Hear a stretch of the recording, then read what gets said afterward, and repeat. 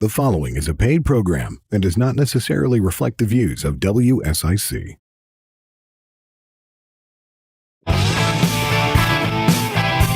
Welcome to Putting the Pieces Back Together with your hosts, Leah Gutierrez and me, Devil Dog Devin or Devin Alexander, whatever you want to call me. We were Just don't call him late for dinner. Oh, wow. What? Yeah. Me late for dinner? You're the one over there having like stomach noises. It's like the producers telling us to be quiet, and Leah's like, I'm hungry. oh, you're supposed to eat before the show. It's Yes, I know. Yeah. But it's okay. I was busy. Doing spreadsheets and charts and stuff. Spreadsheets and charts. Yes. Wow. So you actually work. You Devin. do real work around here. I do real work around here. I just run my mouth and and watch videos over and over again and Pretend you're busy. Yeah. You gotta edit them and such. Which I don't know. I'm just your average Joe around here. You are the average Joe. Yeah. Speaking of Joes. But weren't you a Marine? What? Yeah, I am a Marine. Marine's like a title, like doctor. Oh, like you earn that. You don't just stop being a Marine because you're not a I wasn't a G.I. Joe though. No. But we have a G.I. Joe here. We do. Yes. Joey Waters. U.S. Army and National Guard, right? Huh? Yeah, well, just U.S. North Carolina Army National Guard, but yeah. That always kind of weirds me out, like the order that you're supposed to say that in. Yeah, it's always weird. Like, do you say you were in the Army? Do you say you were in the National Guard? I just, for most people, people out there, they'll say, oh, you were in the Army, and they could mean Marines or Navy or anything. I'm sure you've experienced that. Oh, a soldier, when they say them soldier. very quickly. Yeah, I'm sure that's one of your favorite things. But yeah, right here in out of Statesville, North Carolina here, right where Purple Heart Homes is. So yeah, I was in the National Guard here. How long were you in? I was in for 6 years, from 2002 to 2008. Yeah, but you said out of Statesville, but you're not from Statesville. I'm not. I'm from the giant metropolis of China Grove, North Carolina. It is grown. Oh, like in the song. Yes, except that's China Grove, Texas. We did look down that near San up. Antone. Doobie Brothers said that. Oh yeah. I do love me some Doobie Brothers. Yeah, I like the Doobie Brothers. I don't like the Doobie Brothers with Michael McDonald. Something about. Yeah, I'm a pre-McDonald Doobie Brothers fan. I get it. There was still some good hits afterwards. I'm trying to remember what they were, but see, there you go. I'm not. I think you just proved my point. Fair enough. I had their greatest hits on vinyl in Coke Bottle Green. Okay. Yeah. You have quite the vinyl collection. I've been to your house, and you got some cool stuff. Well, thank you. I really appreciate that. Mm. Yes. Yeah. But I collect vinyl, but you collect something else. I do, man. Yeah. I actually collect vintage toys and collectibles and things like that from like when we were kids. Like the G.I. Joes, like you said. I'm not really into G.I. Joes, which is weird because I'm literally a G.I. Joe. My name is Joe, and I was a G.I. But yeah, I collect like all kinds of stuff. My favorite toy lines, for those nerds out there that really care, are Star Wars and Ninja Turtles. And like the Star Wars has to be from like 77 to 85. I'm very specific on my Star Wars years. Well, all the ones after that were like just cash grab Star Wars. They're yeah. To get in the weeds, Kenner went kind of crazy in the 90s and started producing lots and lots and lots of figures, and they weren't as cool. No. Do you have Star Wars characters? No, my brother had Ninja Turtles. I had My Little Pony and Rainbow Bright and Strawberry Shortcake and Barbie. Yeah. And then my brother had like Chuck Norris and G.I. Joe, and they always took over Barbie's house and like took them all. Wait, Chuck Norris had an action figure? Yeah, he actually had a car too. No kidding. That whole line of figures. They were like, good guys, bad guys. This was like in the early 80s. I remember we were still at Seymour Johnson, so that was like 80 to like 84, somewhere around there is when. Yeah. They were bigger than G.I. Joes. I think they were like 7 or 8 inch figures. G.I. Joes are 3 3/4. Oh, wow. He had a car that shot out darts and he had the A-Team. He had a little Mr. T. Mm-hmm. Oh. Yep. I never got my favorite G.I. Joe though, which was, can you guess? Yeah, probably the Marine one, the Devil Dog one. Gun Ho. Oh, okay. That was his That's name. right. I don't know the names, but yeah, that makes If sense. you come across a Gun Ho. I might be tempted to buy that one. That's yeah. He's had the entire Eagle Globe and Anchor on his chest. Okay. I do remember him. That makes he was the sense. half naked one. Wasn't he like the shirtless one? I didn't like him because he was half naked. That makes sense for a Marine. I mean, all the Marines I've known. Yeah, It was like they just had the pants. There were two Marine The ones silkies. that I remember. The other one's name was Roadblock, Yeah. and he was he was pretty cool. He always like talked in rhymes. Yeah, I didn't get into the show. Like I was born in '85, so that was I was caught the tail end of the GI Joe thing. I was a you're Ninja young Turtle guy. buck. Oh yeah, Ninja Turtles were great. Yeah. What? So born in '85, and you're a veteran, National Guardsman.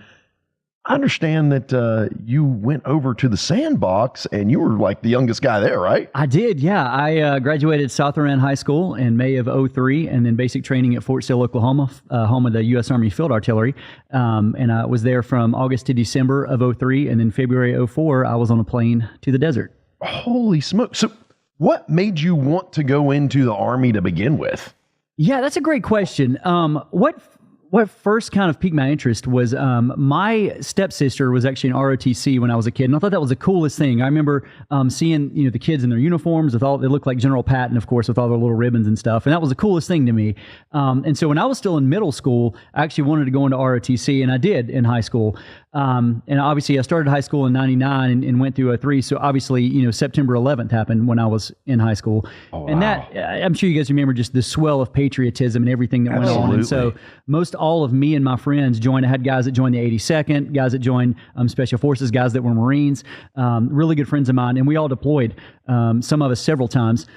So yeah, that really pushed me over the edge. My dream was West Point when I went in there. Didn't quite work out. But if you wanted to go to college and join the military, the best way to do that was the National Guard, because they would pay for school and you got to go unless you got deployed. And that's kind of what happened to me. Yeah. Deployed. I graduated basic training in December and got a call from Mr. Del Beatty, one of the founders of Purple Heart Homes, and he said, "Hey, guess what? You're going to the desert." So, no kidding. yeah. Wow. So he was your sergeant, right? Well, he was supposed to be. He was the rear detachment guy when all the guys were training, mobbing they were at JRTC and NTC when I was in basic training. And so I guess, I don't know when he transitioned, but Dale was kind of the guy taking care of all the admin stuff back at the Armory. And I guess one of his jobs were guys like me that were either off in basic or doing other things. He had to call and tell them, "Hey, you're going to join the unit and go overseas with us." Wow, that is crazy. What was your job and your responsibilities over there? Like, what was your MOS? Yeah, well, I was a 13 Bravo, so I was trained to be a field artilleryman. The funny thing is, I might be the only field artilleryman in the U.S. Army to have fired a cannon. In basic, it's weird. In basic training, we ran out of rounds or something, so we never actually got to fire. They said you'll do that when you get to your unit. But when I joined my You got unit, to your National Guard unit, you're going to shoot cannons. and so when I got to my unit, we deployed, and I was a 50 cal gunner on a Humvee doing roadside security stuff, more like an MP or mounted infantry. Yeah. And so I didn't do any field artillery stuff for the first 4 or 5 years that I was in. Holy smokes. Yeah, that happens a lot in the National Guard. They're like, "Oh, you'll learn at your unit," and then it's 1 week in a month, 2 weeks of summer, and you never do it. You never do it. We're going to have to put a pin in it there because we got to go to break for the radio. But, if you're on YouTube or all the other social places, we'll just keep going. But we want to hear a little bit more about your time overseas when we come back, if you don't mind telling us. I'd love to, yeah. Yeah. So you've been listening to Putting the Pieces Back Together. Catch us right back after this break.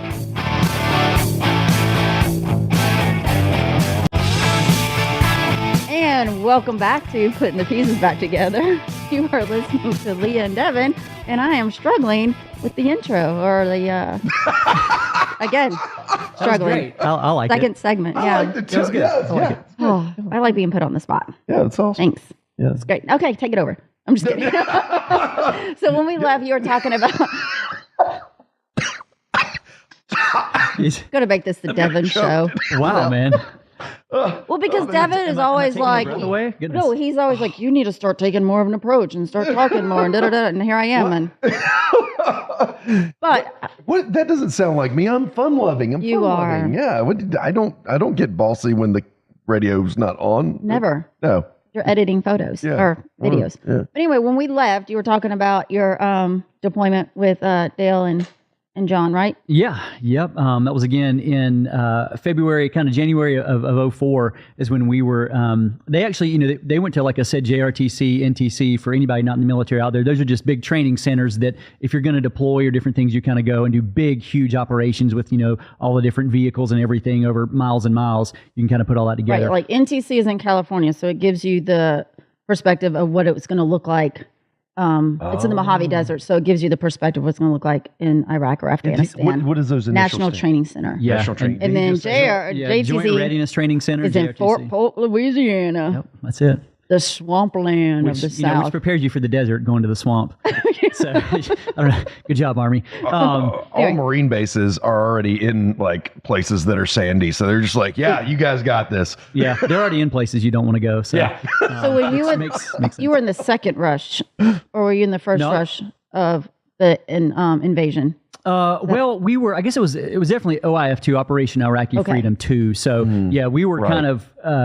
The lines kind of overlapped, and we were going over. I feel like there was still, some hot stuff like Fallujah was happening, that whole battle when we were over there.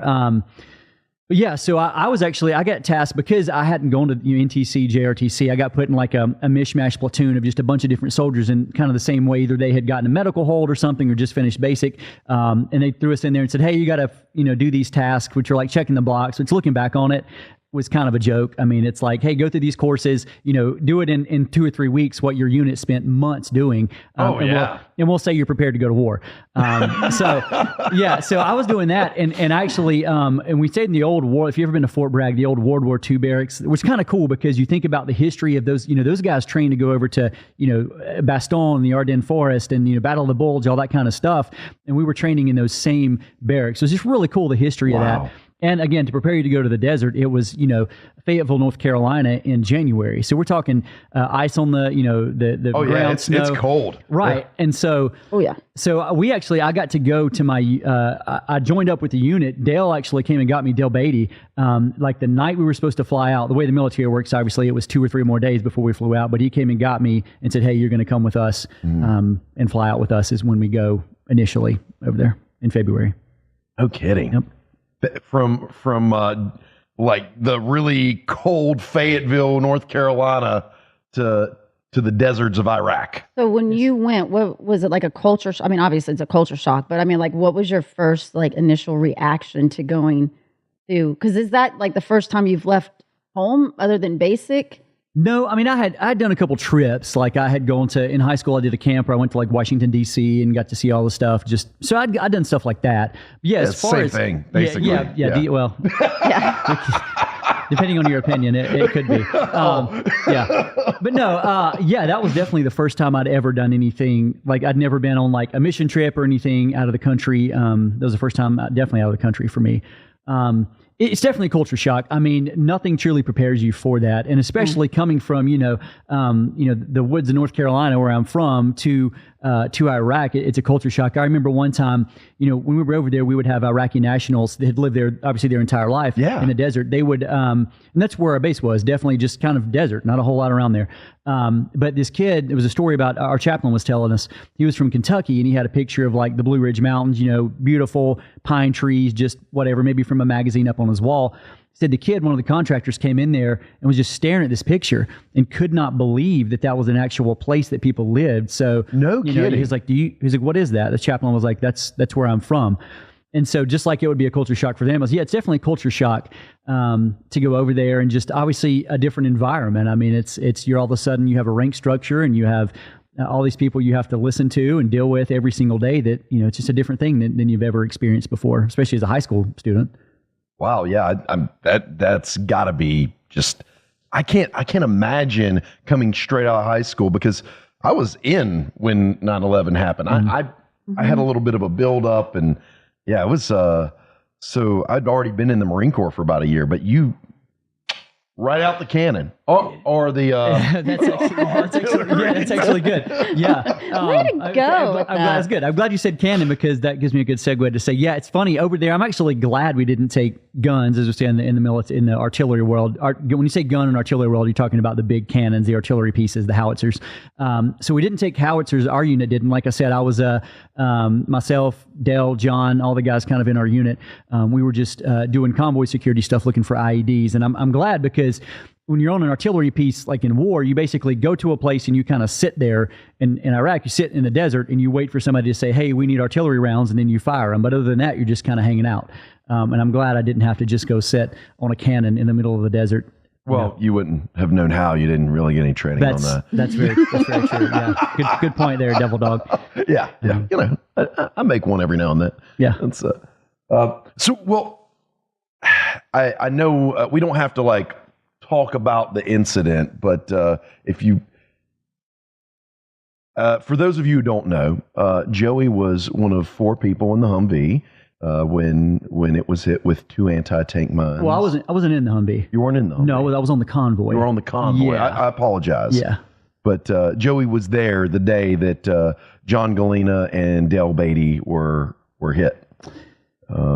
And Dale, he lost his legs, and John suffered traumatic brain injury. Mm-hmm. What was the aftermath of that like? Man, you know, it's crazy. That's something, looking back on it now, it's so surreal that even happened. I mean, it's something I think about probably every day of my life. It's just, I was in the first truck in that convoy, so I'd driven over that spot twice. I was a 50 cal gunner that day, and so we were actually, some convoys on that route had been hit a few days or months ahead of whatever, weeks, ahead of time, and they sent us out to look specifically for IEDs. And so we had driven down the road and actually turned around and come back, and I think there was a 5-truck convoy, and I was in the first, they were in the 4th, I believe, and so, 5 trucks went down, 3 trucks, went back, and then the 4th truck that they were in actually hit the landmines, the IED. We're not exactly sure what it was, but they hit, they had an explosive device, and it exploded on them. So it's very surreal. I remember it's not like the movies. When you're in the military, you drive 100 meters apart. So that if something happens, only one truck is affected. It doesn't affect several trucks. And so when that happened, I was 300, 400 meters away from it at that time. So it didn't sound to me like one of those movie theater explosions, because again I was so far away. But I heard something, and it sounded like a pop or something. And I remember sticking my head down in the turret and saying to the guys in the trucks, "Did you guys hear that? What was that?" And as soon as I turned around and looked, I saw the plume of smoke, and I knew exactly what had happened. And it's tough when you're in there because, the trucks that are around it, their job is to rush in and render aid. And then the other trucks do what's called pulling security, which means, a lot of times with the bad guys over there, whatever you want to call them, they would explode an IED and then wait for everybody to kind of rush in. It's and like then a they would decoy kind of. They would have a secondary explosion. And so, my job at that point was to prevent that. So we didn't actually rush in and help. Our job was to kind of secure the scene. Oh, man. So I didn't even know which truck it was initially. I didn't know who had been hit, how bad they had been hit. Were they alive or dead? We didn't know that for a long time. I'm not sure I knew exactly until, they had been medevaced out and everything was done. And then we pulled up and realized, exactly what had happened. My gosh, man. I being part of an incident like that, I know that a lot of veterans have experienced those sort of things, and a lot of veterans haven't. Anytime anything like that happens, it's just very surreal. You can't explain it to somebody who wasn't there, and even if you could, I don't know that you'd really want to. Yeah, I don't. Man, there's so many thoughts going through my head right now. It's hard to talk about and think about without just a ton of even emotions and thoughts just going through your head. But I will say this, because it's called putting the pieces back together, and I'm glad you guys do this show for moments just like this, because I think you got to do whatever you need to do that's healing for you, and when those things happen, right? I think it kind of can look different for everybody, but I'm a huge fan, and I think one thing that needs to happen is talking about it. I don't think keeping this stuff, I think for many years in the military, it was just no matter what happens, suck it up, shut up, drive on. Mm-hmm. And I think there's definitely a place for that in the heat of the mission. But outside of that, when we got back to the base, everything was completely done. One thing that I remember to this day was that the chaplain sat us down, everybody was on the convoy, and said, "Look, I want to go around the room, and this isn't about getting the facts right or anything like that. I want every man in here to tell your perspective of what you think and you feel happened, just to start the process of getting it out. And I'm glad, Wow. in 2004, we were I think the military was just getting better at there's still, even to this day, a huge room for improvement with that. But that was monumental, I think, for me, of just being able to go ahead and start the process of getting it out. So I like talking about it to some extent because, I want to encourage other veterans that have had, things happen to them to just talk about it and get it out. There's help and there's people, there's people out there that you can talk to and really, really help with that. You're absolutely right, Joey, and I really appreciate you talking about that, which is I know it's got to be an emotional thing for you, and our listeners, they appreciate it as well. That event actually did have some good things come out of it. It culminated ultimately in the creation of Purple Heart Homes, which is ended up helping thousands of veterans. And we're going to talk a little bit about that when we come back from this break. And thank you for being here. You've been listening to Putting the Pieces Back Together.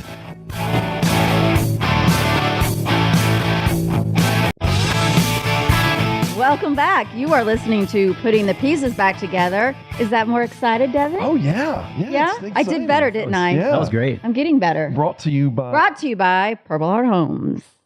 And if you want to find out more about Purple Heart Homes, go to phhusa.org, where you can find out all the great things that we're doing. You can click on how to donate, how to participate. If you want to volunteer, there's links to that, and you can see all the lovely projects we've been doing. What?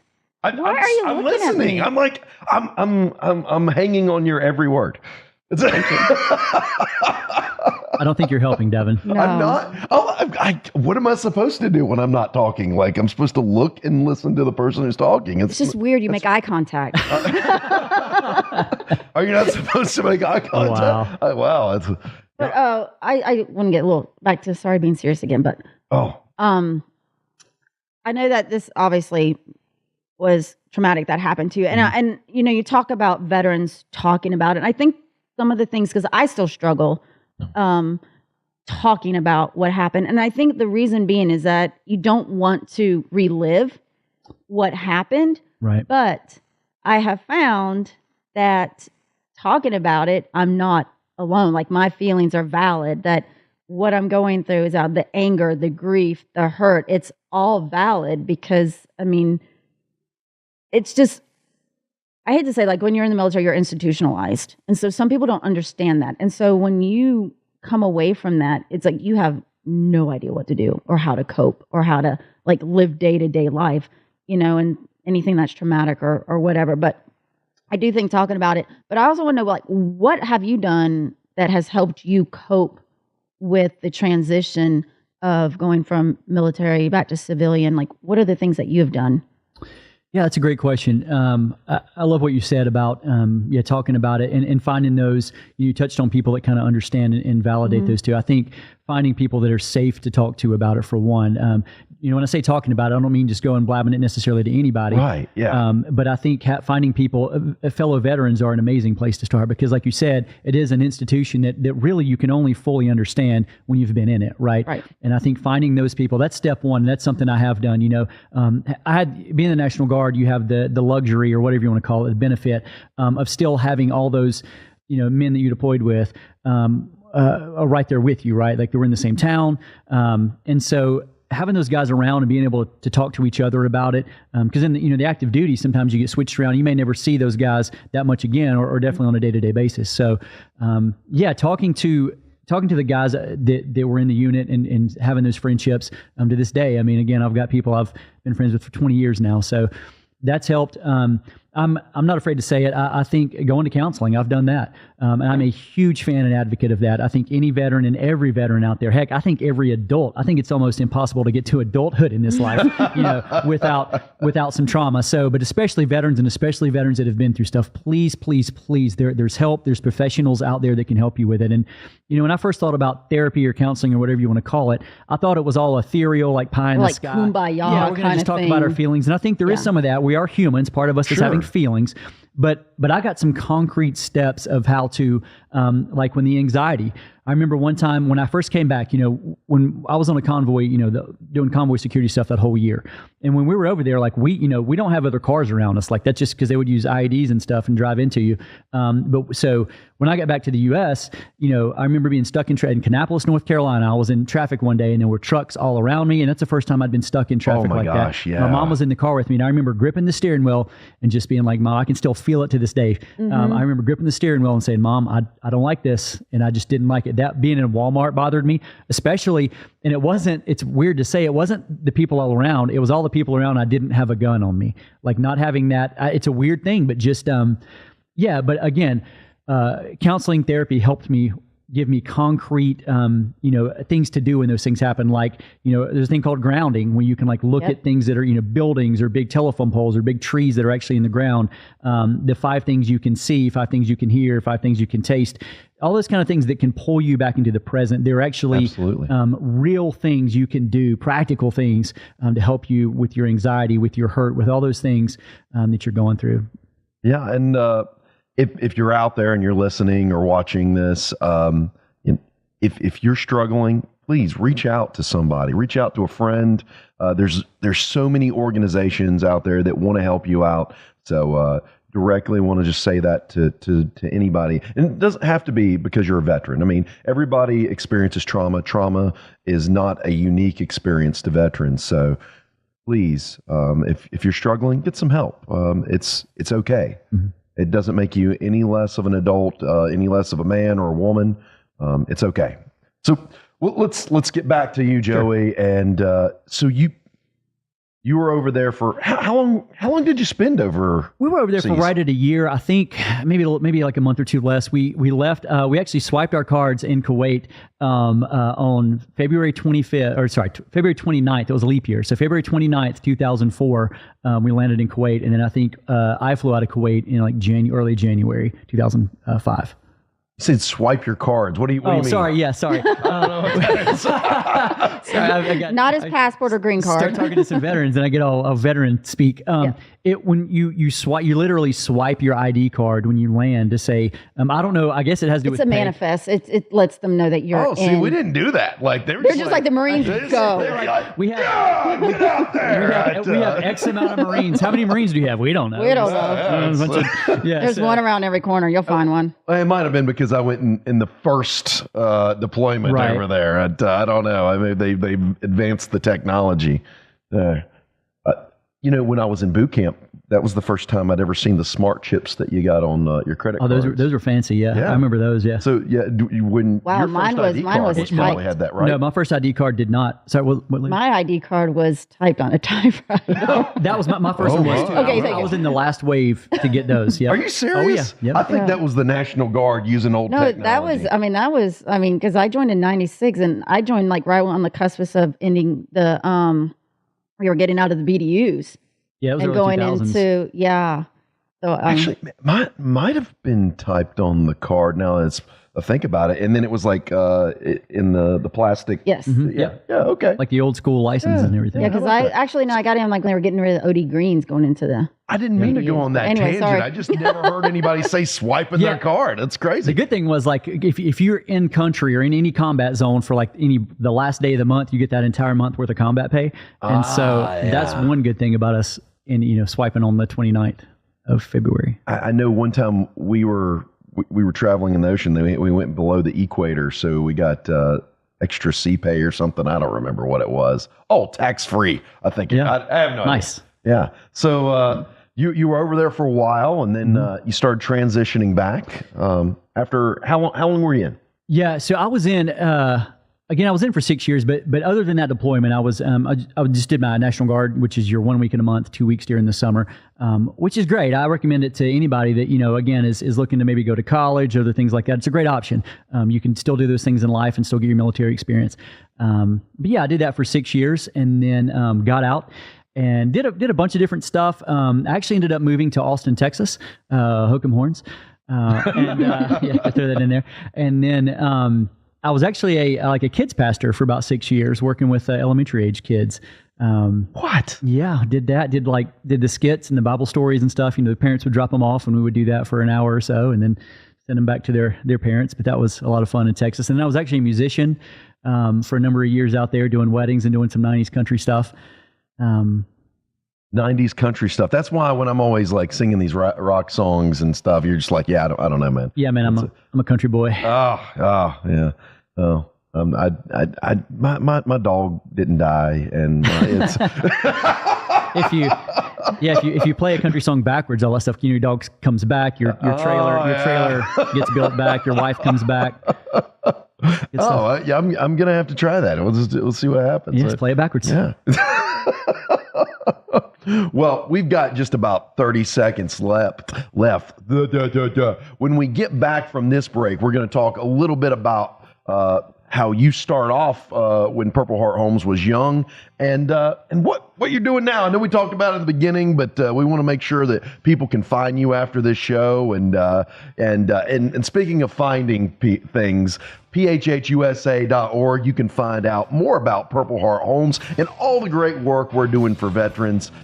You've been listening to Putting the Pieces Back Together. We'll get you right after this break.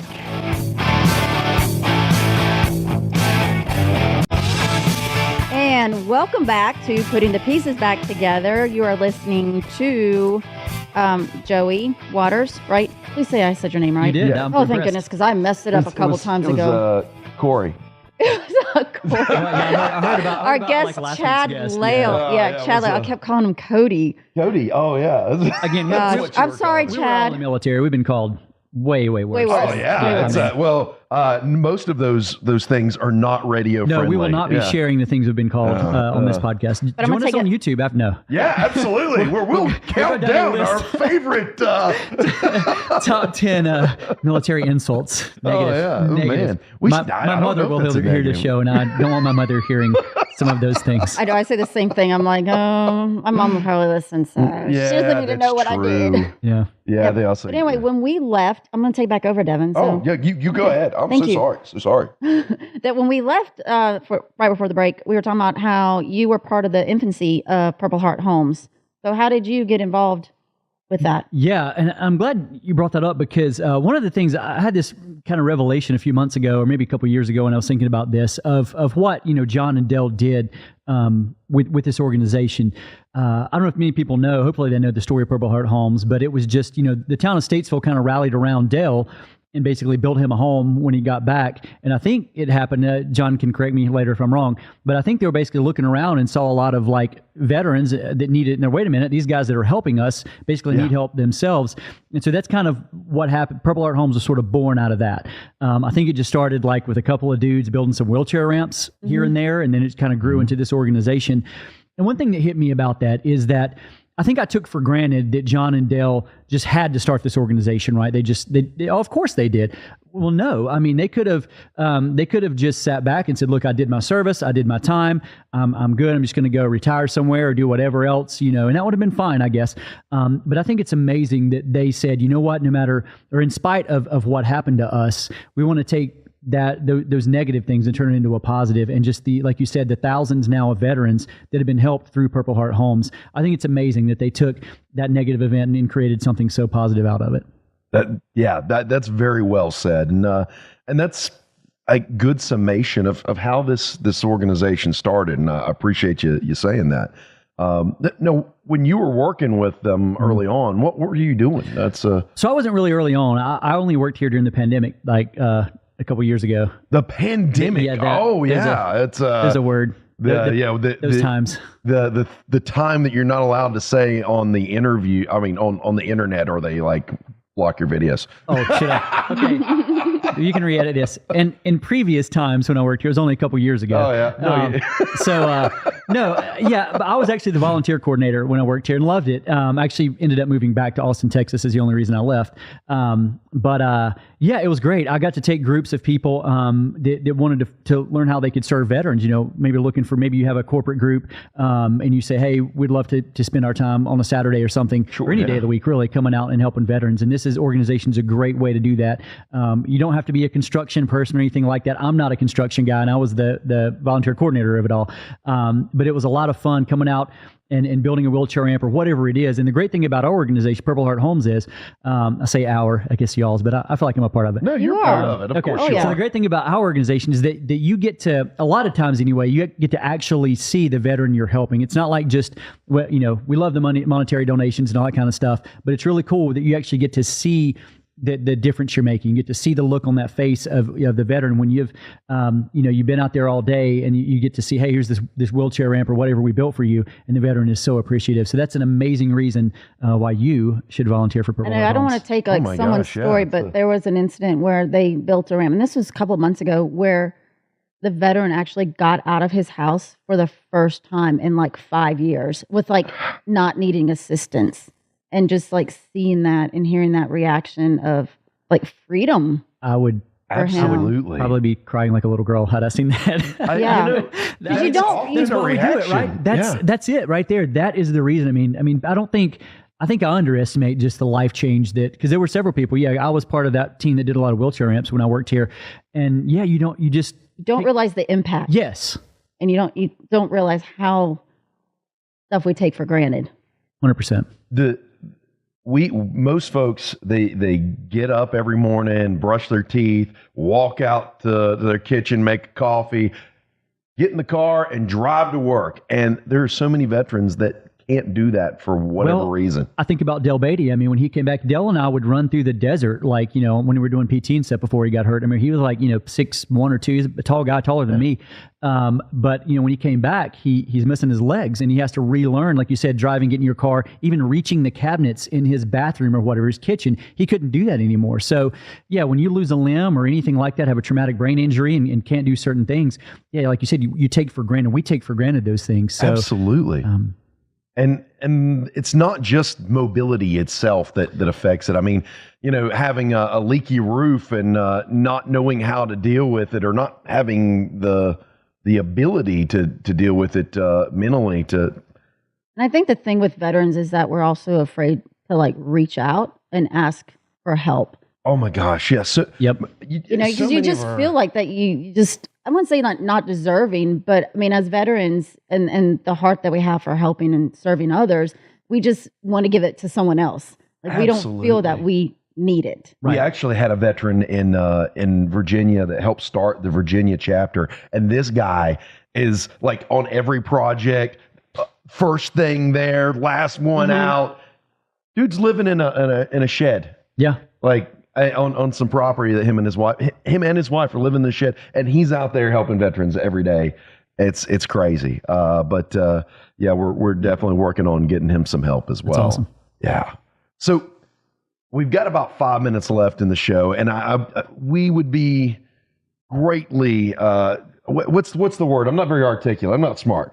Remiss. Remiss. There you go. You should host the show. It's a China Grove vocabulary right there. Welcome to Putting the Pieces Back Together with your host, Joey Waters. Yeah, he's better. So I bet you're going to ask like what I'm doing now. What are you doing now? Yeah. So I recently, I went, like I said, after the global thing that happened a few years ago, I moved back to Austin for a couple years, and just didn't have the community there like I did like a few years before that, and so decided, my mom was here, all my military buddies that I started with were right here in Statesville, so I decided to move back here to Statesville, North Carolina, and I currently run a business called Joey Finds Toys, as you can see from my nice little hoodie, but I just go out looking for vintage toys, collectibles, the CDs, the vinyl, the t-shirts. I like band t-shirts, all that kind of stuff, and then I do like YouTube videos about that when I'm going out looking for stuff from the yard sales, estate sales, people's attics, basements, whatever.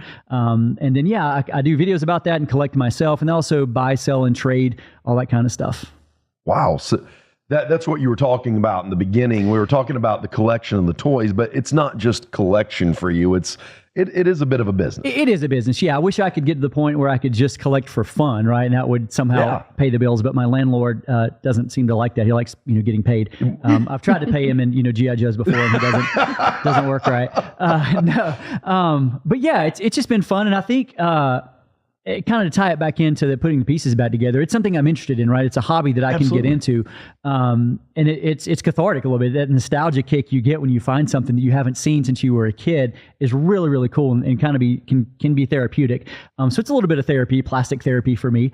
But yeah, it is a business. I do buy, sell, and trade that kind of stuff. So I'm out there looking for, those holy grails, as we call them in the toy biz. The holy grail. Yeah, So maybe my Barry Manilow vinyls might be worth something. No. Probably. ABBA? Probably not. Yeah, probably and not. that's a funny thing. Yeah, it's always when you get somebody that thinks that their stuff, that is just worth, $1 million, just isn't. I've had to break some hearts before. I try to let them down easy, but I'm like, no, your 90s Star Wars figures aren't worth much. I'm sorry. But some of them are cool. But I have the original Rainbow Bright, though. Now that's different.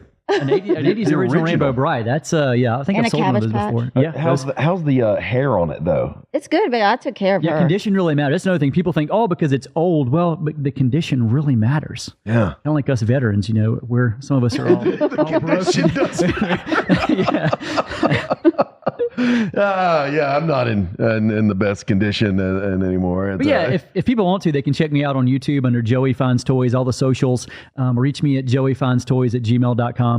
I'd love, if you have any, especially in this area, if you have any vintage toys or collectibles. And say in this area, because we have some folks that are watching very far away. Yeah, the central North Carolina area. Unless you have really, really cool stuff. If you do, I'll fly to see you. I'll come out. But you mean, central North Carolina. Yeah. The Piedmont. Which is a weird word. Like, where did that come from? It's actually from an Indian tribe. Okay. It's I can't remember which one, but I found out that you have like the mountains. Mm-hmm. Yep. Then you have the foothills, then the Piedmont, and then the sand. Like the coastal. Piedmont means foothills. Yeah, but no, Piedmont is more like Statesville and east, and then you have the sands. And then the foothills is like right at the bottom of the mountain, like where Morganton and Hickory. Where I was born, Morganton, North Carolina. Morganton, North Carolina. Yeah. Not so Morgantown. like the foothills. Morganton.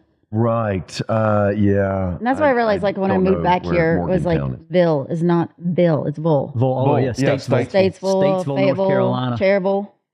Actually, don't even pronounce like Cherville. Yeah. Yeah, if you're not from around these parts, don't you try to pronounce our towns. We don't want you doing it. I think a cool thing is, even if you're not in Central North Carolina, there are chapters for Purple Heart Homes all around the country, correct? All around Absolutely. the country. Man, you're going to... I'm we fired. quit. We're done. This is going to be the Joey Water Show. Absolutely. And if you want to be a chapter... then go to our website. Again, phhusa.org. You can start a chapter wherever you are. Mm-hmm. We've got them as far away as Alaska. So and Puerto Rico. That. Holy moly. Yeah, Puerto Rico, Wisconsin. Mm-hmm. All of you can be part of the chapter. Joey, again, one more time, where can they find you? Yeah, you can find me at Joey Finds Toys on all the social media platforms, YouTube, Instagram, or joeyfindstoys@gmail.com. All right. And if you want to find out more about Purple Heart Homes, again, phhusa.org. Hey, join the Hearts of Honor Club. You can be helping a veteran every single month, and you've been listening to Putting the Pieces Back Together. If you're on social, stick around.